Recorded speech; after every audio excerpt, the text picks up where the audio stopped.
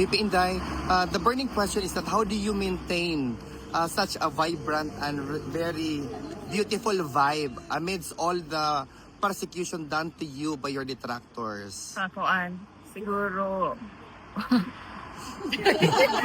No comment. No, I've always been like this, yes. Even before I was vice president and hanggang naging vice president ako. And I don't see na magbabago yung disposition ko because of a few problems here and there.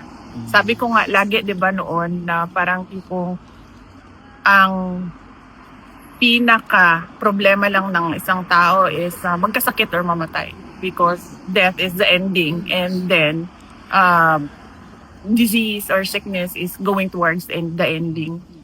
VP, just to be political also, what is your position? A lot of people, especially individuals na talagang gusto kang ma-impeach, are already spreading statements sa social media or sa mainstream media that you will be impeached and there will be impeachment sa Senate against you.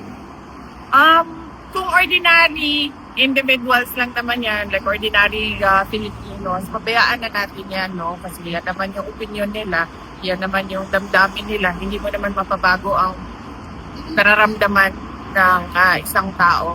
But it is different siguro kapag congressman na yung nagsasabi or senator na yung nagsasabi. Kasi magtatanong ka, bakit sobrang sigurado ka na tapos na ito? I was about to ask VP because Representative Ridon actually even made mention in an interview that you're very clear na talaga that there will be 106 votes which is required for the articles of impeachment na ma-endorse doon sa Senate. Oh, well, hindi ako makakomment sa kanyang mga nalalaman kasi hindi ko alam kung ano yung alam niya.